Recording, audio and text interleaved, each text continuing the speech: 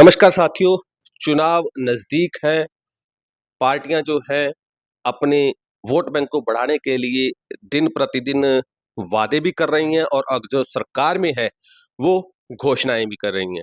और इन वादों और घोषणाओं के बीच जो पहले से पार्टी से जुड़े हुए साथी थे, वो कुछ नाराज भी नजर आ रहे हैं।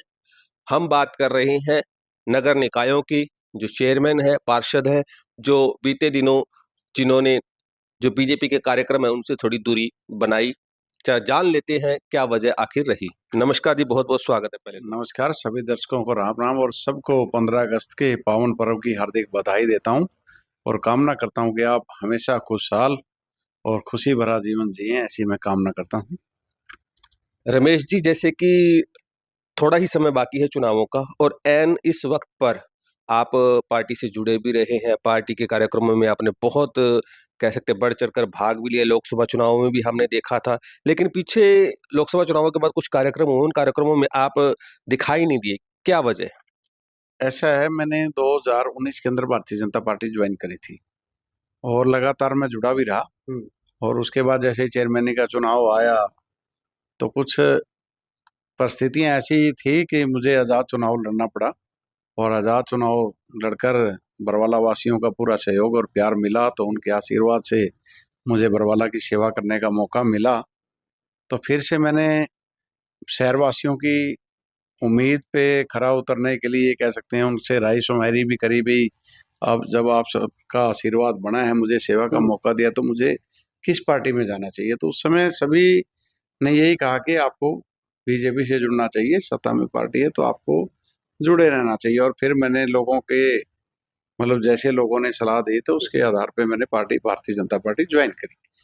तो जैसे ही मैंने पद संभाला और उसके बाद आपने देखा भी होगा, मैं जो अनअप्रूव्ड की जो हमारी समस्या आई कि हमारी जो समस्या है, जो पंचायती भूमि पे लगभग जो 60-70 वर्षों से जो बैठे हुए हैं, उनको मालिकाना हक की तो बात थी, लेकिन मेरा एक विषय ये था कि जैसे पोर्टल पे आया तो पोर्टल पे हर जगह अनअप्रूव्ड की एक समस्या आई कि उसके ऊपर अनऑथराइज लिखा हुआ था। चलो अनऑथराइज की भी कोई बात नहीं, फिर भी हमने मतलब ये उम्मीद करी चलो कार्य तो होते रहेंगे भाई। अनऑथराइज क्या होता है? अनऑथराइज तो वो होता है कोई प्राइवेट कॉलोनी काटी जाती है, प्राइवेट लैंड पे कॉलोनी काटी है, वो अनऑथराइज होता है। तो अच्छा लगता है जब सरकार अपनी लैंड को ये कहती है अनऑथराइज, तो ये हास्यास्पद बात हो जाती है। लेकिन फिर मैंने कहा चलो मिस्टेक होती रहती है भाई, जैसे मुख्यमंत्री जी से अपील करेंगे, मंत्री जी से मिले, तो ये इस उम्मीद के साथ भाई ये चलो अप्रूव हो जाएगा। और इन लगभग मैं ये बता दूं 70% बरवाले का एरिया ऐसा है जो ये कहते पंचायत के पूर्व से ही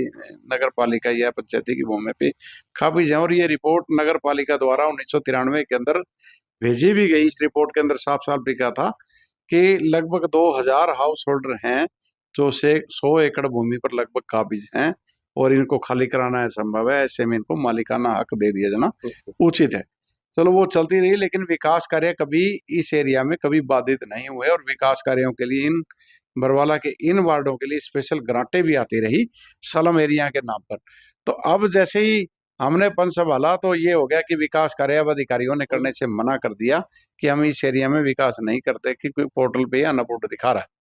तो मैंने मंत्री जी से भी मुलाकातें कई दौरे की करी। उस समय डॉक्टर कमल गुप्ता जी हमारे निकाय मंत्री थे और मुख्यमंत्री जी से भी, निकाय मंत्री से भी मुख्यमंत्री, दोनों से मिला, लेकिन हमारी समस्या का हल नहीं हुआ। मैं ये कह दूं 4 से 5 बार तो मैं माननीय पूर्व मुख्यमंत्री मनोहर लाल जी से मिल चुका हूँ। 3 से 4 बार मैं श्री नायब सैनी जी मुख्यमंत्री बने, उनसे भी मिल चुका, और मंत्री सुभाष उदय उनसे तो अनेकों बार मिल चुका। लेकिन मैंने अपील करी कि भाई चलो ये अनऑथराइज अथोराइज का सिस्टम चलता रहेगा, मालिकाना हक भी जब मिलना है मिलता रहेगा। लेकिन मैंने अपने ओर से 100% लगा दिया, लेकिन उस एरिया में विकास कार्य आरंभ नहीं हो सके।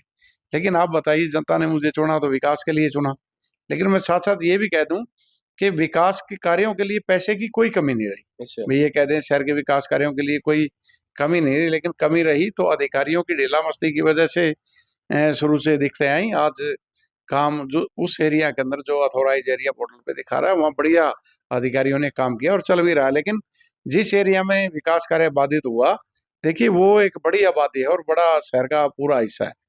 तो वो जब वो ठीक नहीं हुआ तो देखो नाराजगी होना स्वाभाविक होता है। जब 2 साल से मैं इस चीज के लिए लड़ रहा हूँ भाई ये चीज को आप विकास कार्य आरंभ कराइए, तो अधिकारी पॉलिसी का मैटर बताकर, और मंत्री जी भी पॉलिसी का मैटर बताते रहे भी पहले पॉलिसी बन जाएगी उसके बाद इसमें कार्य आरंभ हो जाएंगे। जब 1.5-2 साल की मेहनत के बाद आज भी अब चुनाव का समय सिर पर है, तो हम किस मुंह से लोगों के बीच में वोट मांगने जाएं? ये तो एक बड़ा परेशानी होगी। तो हमने बार बार कह भी दिया, लेकिन हमारी समस्या का जैसे ही नहीं हुआ तो नाराजगी तो देखो जायज बढ़ती है। पिछले दिनों हिसार के अंदर एक कार्यक्रम हुआ था जहां पर पूरे हरियाणा से जो नगर निकाय या नगर परिषद नगर निगमों के जो चेयरमैन है या पार्षद जुटे थे, तो वहां क्या इस समस्या का समाधान, इस समस्या के बारे में कोई बातचीत नहीं हुई मुख्यमंत्री महोदय से? देखिए माननीय मुख्यमंत्री नायब सैनी जी जब हिसार आए पे तो एयरपोर्ट पर रिसीव करने के लिए मैं गया था। वहां भी मैंने ये जो समस्याएं हैं बरवाला की रखी थी, और वो मांग पत्र हमने दिया था भाई ये बड़ी एक समस्या है, तो मुख्यमंत्री जी ने वो रख लिया। लेकिन जो वो विषय उस दिन का था कि पंचायतों को जैसे अधिकार ज्यादा दिए, उसी प्रकार से नगर पालिका चेयरमैन को, ये कह सकते हैं लोकल बॉडी को ज्यादा अधिकार देने की बात थी। लेकिन जैसे ही मुख्यमंत्री ने अपनी बातें रखी और उससे ये अंदाजा लगा कि वो एक उलझाने वाला सिस्टम ज्यादा रहा, उसमें पावरे देने की बात कहीं से नजर नहीं आई। आप अखबारों में पढ़ते रह गए, मैंने भी पढ़ा और आपने सबने पढ़ा है, अखबारों में बहुत बढ़ा चढ़ा कर लिखा गया कि अब पता नहीं क्या क्या पावरे हैं, चेयरमैनों की पावर हो जाएगी, सिक्योरिटी देंगे, 20 से 50 लाख रुपए की विभागीय तौर पे काम करने की शक्तियां प्रदान करी जाएंगी। एमसी भी बड़ी उम्मीद कर रहे थे कि हमारे को इतनी शक्तियां मिलेंगी, लेकिन वो एक कागजी, कह सकते हैं कागजी घोषणाएं थी जो संभव ही नहीं है। मतलब इस तरह के सपने दिखाए गए जो कि मैं कह सकता हूँ बिल्कुल हास्यास्पद बात थी। उसको वो संभव ही नहीं है, वो चीजें जितनी चीजें वहां पे बोली गई वो चीजें संभव नहीं थी। तो लेकिन इस बात से मैं लेकिन ज्यादा एक्शन, ज्यादा जो लोग जो पार्षद चाह रहे थे, चेयरमैन चाह रहे थे, वो अपनी शक्तियां ये चाह रहे थे कि हमारी जनता में किसी प्रकार से इज्जत बची रहे। उसका मतलब ये था कि अधिकारी जैसे होता है पे मनमानी करते हैं, अधिकारियों पे कैसे कंट्रोल हो। और दूसरा है विभागीय तौर पे काम, क्योंकि आजकल की टेंडर प्रक्रिया इतनी लंबी कर दी कि जो काम हम आज चाह रहे हैं जनता हमें कह देती है भाई आपने 1 लाख रुपए का यार काम करवाना है और इमरजेंसी बहुत है, तो हमारे पास कोई ऐसी ताकत नहीं कि हम ये मान लिया ना ऐसी कोई पॉलिसी है कि हम तुरंत उसको काम करा सकें। आप बताइए चेयरमैन होके कोई 50,000 लाख का काम का कह देता है और वो काम हम तुरंत पूरा न करना पाए तो बताओ क्या सोचेगा कोई, इमरजेंसी कोई काम स्थिति हो जाती है। तो हमारे पास इतनी पावर भी नहीं। हम ये उम्मीद करके गए थे कि हमारे को, जैसा कि अखबारों ने लिखा, वो किसने लिखवाया, कैसे लिखा गया, देखो आता तो सरकार की ओर से, तभी ये मीडिया छापता है। तो वो चीजें छापी, वो सपना लेके सारे के सारे चेयरमैन भी गए और पार्षद भी गए, लेकिन वहां चीजें हुई नहीं कुछ। मतलब सभी हुआ नहीं निराश तो आए वहां से? बिल्कुल वहां से मैं ये कह सकता हूँ कि 100% निराशा का भाव था। वहाँ सभी पार्षद भी मिले हमारे को और हम चेयरमैन भी सभी थे वहां पे मौके, सब में निराशा का भाव था। यानी उनको शक्तियां दी जानी चाहिए थी 20 से 50 लाख की। अब गांव में बताइए एक जो सरपंच है वो 21 लाख के काम बिना टेंडर के कर सकता है, और एक चेयरमैन शहर की आबादी 70,000 की, 60-70 हजार की आबादी को संभालता है, उसके पास कोई पावर ना हो। ये तो सरकार की मैं सोच भी पता नहीं क्या सोच रहे हैं। मैं समझता हूँ भाई, क्या विधायकों के ऊपर भी ऐसी कोई पाबंदी होती है? देखिए विधायकों को तो काम होता है, विधायक जी जैसे होते हैं तो ऊपर मुख्यमंत्री अनाउंस या सीएम से ग्रांटे लेकर आते हैं और लगाना लोकल बॉडी का काम होता है। और स्पेशल भी होती है, बाई नेम आती हैं तो ये लगती हैं इस प्रकार से। फिर आप बताइए मतलब इस तरह की स्थिति जब बनेगी तो एक हास्यास्पद बात तो थी भाई, एक सरपंच को जिसकी 5,000 आबादी है गाँव की, तो उसको तो आप 21 लाख की पावर दे रहे हो। एक चेयरमैन है जो शहर की 60-70 हजार आबादी है, उसको आप कह रहे हो भाई आपके पास पावर ही नहीं, आपको टेंडर ही लगाने हैं। तो आप बताइए एक मजाक भरा शब्द। तो मैं ये कह दूं कि मैं पीछे पार्षद भी रहा हूँ, उस समय चेयरमैन के पास पावर होती थी कि विभागीय तौर पे अगर काम करना होता तो 5 लाख की पावर होती थी, 5 लाख की तब कर सकता था। ये 2010, 11, 12 की बात कर रहा हूँ। और उसके बाद इस पे रोक दिया गया, तो ये एक बड़ी दिक्कत वाली बात यही है। तो ऑनलाइन टेंडर जो है तो पारदर्शिता का एक मतलब के लिए ही किया गया है, या भ्रष्टाचार जो हो रहा था उसको रोकने के लिए, तो इसमें कोई दिक्कत कहाँ आ रही है? देखिए दिक्कत ये आती है कि लंबा समय लगता है। आज भी मैं गारंटी के साथ कह सकता हूँ बहुत से अधिकारी यहाँ बैठे हैं, अगर खुद को उनको टेंडर लगाना पड़े तो देखिए पहला नंबर तो अधिकारियों को वर्कलोड ज्यादा है। एक हमारे ही अधिकारी हैं नगर पालिका के, आज देखते हैं तो हम उकलाना का भी चार्ज है उनके पास, नारनौंद का भी चार्ज है उनके पास, बरवाला का भी चार्ज है। यानी dual dual triple triple charge जिसके पास होंगे अधिकारी, बताओ कैसे काम कर देगा। और जो ये काम आज सारा ऑनलाइन होता है, अगर आपको वो ऑनलाइन काम कराना है तो लंबा एक प्रोसेस है, टेंडर प्रक्रिया एक थोड़ी लंबी प्रक्रिया होती है, जो आज हमें जरूरत पड़ती है तो वो काम जाके क्या पता आज करने लगे, उस काम में अप्रूवल लेनी, ये लेना वो लेना, उसके अंदर बहुत सा समय लग जाता है और जनता इस बात पे नाराज होती है। नाराजगी सरकार से है या पार्टी से? ऐसे सिस्टम से नाराजगी है। सरकार सिस्टम और पार्टी से कोई नहीं, नाराजगी नहीं? देखिए आप बताइए, मैं कह रहा हूँ सिस्टम से नाराजगी है भाई, जो हमारी जो भावनाओं को समझ नहीं सके, जो हमारी बड़ी दिक्कत है शहर की। मैं पर्सनली काम के लिए मैं कभी नहीं कहता, मेरा एक स्वभाव है, पर्सनली काम मेरा होता है जैसे तैसे भी, चाहे बने ना बने या किसी भी तरीके से करवाना मैं करवा लेता हूँ भाई, कोई और तरीके कैसे भी बन जाए। लेकिन मैं जब सार्वजनिक काम होते हैं, अगर वही हमें जाके 1.5 2 2 साल के गिराना पड़े तो ये सोचने की बात होती है, तो ये अब सरकार को सोचना चाहिए। सरकार को सोचना चाहिए। तो ये जो जैसे आप, मुझे पता लगा है अभी आपका एक संगठन भी है, नगर परिषद के जो मेंबर्स हैं या चेयरमैन है, तो उसमें भी इस मुद्दे को दोबारा से उठाया गया या उस बात करने के लिए, क्योंकि अभी तो सरकार के हाथ में सब कुछ है ही। देखिए सरकार को शायद ये, मैं ये कह दूं सीआईडी रिपोर्ट है या पता नहीं है, जो भी रिपोर्टें हैं शायद सरकार के पास रिपोर्टें अच्छी जा रही होंगी, तो ये नहीं मतलब सीआईडी अच्छी नहीं है, मैं ये कह दूं लगभग, सही नहीं जा रही मतलब? मतलब रिपोर्टें सही नहीं जा रही। अगर सही रिपोर्टें जाए, मैं ये कह सकता हूँ पूरे, मैं सबसे जुड़ा हुआ हूँ, डिस्ट्रिक्ट प्रेसिडेंट भी हूँ मैं, चेयरमैन एसोसिएशन का, अच्छा। तो उस नाते मैं कह सकता हूँ लगभग लगभग प्रेसिडेंट और पार्षद सरकार के अगेंस्ट हैं।